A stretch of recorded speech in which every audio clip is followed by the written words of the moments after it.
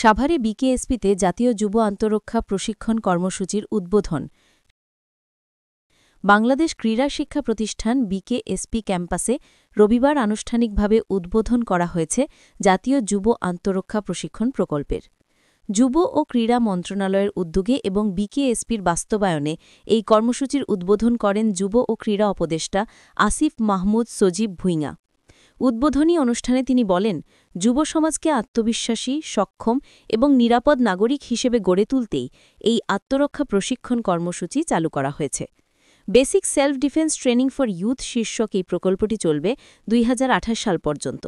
এর আওতায় সারা দেশে মোট 114টি ব্যাচে 8,850 জন তরুণ তরুণীকে প্রশিক্ষণ দেওয়া হবে। প্রকল্পটির মোট ব্যয় নির্ধারণ করা হয়েছে 27 কোটি টাকা। প্রথম ব্যাচের 45 জন নারী প্রশিক্ষণার্থী আজ সাভারে বিকেএসপি ক্যাম্পাসে অংশগ্রহণ করেছেন। প্রশিক্ষণটি বিকেএসপির বিভিন্ন আঞ্চলিক কেন্দ্রে ধাপে ধাপে অনুষ্ঠিত হবে। বিকেএসপির মহাপরিচালক ব্রিগেডিয়ার জেনারেল মোহাম্মদ মুনিরুল ইসলাম বলেন, এটি আমাদের প্রতিষ্ঠানের জন্য গৌরবের দিন। আগামী 3 বছরে দেশের বিভিন্ন কেন্দ্রে জুডো, কারাতে, তাইকোয়ান্দো ও শুটিং বিভাগে প্রশিক্ষণ চলবে।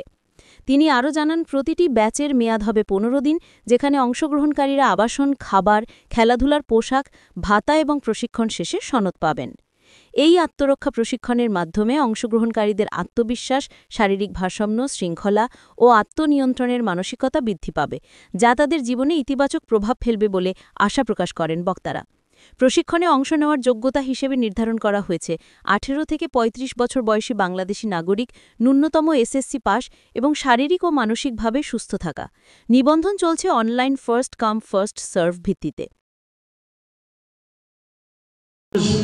দেশপ্রেমিক তরুণদের যারা দেশের বিভিন্ন ক্রান্তিলগ্নে ঝাঁপিয়ে পড়েছে, জীবন দিয়েছে, আমরা সর্বশেষ জুলাই গণঅভ্যুত্থানে দেখেছি ইট পাটকেল নিয়ে অস্ত্রের বিরুদ্ধে দেশের সার্বভৌমত্ব রক্ষা এবং দেশের ফ্যাসিবাদ থেকে মুক্তির জন্য কীভাবে তরুণরা জীবন দিয়েছে।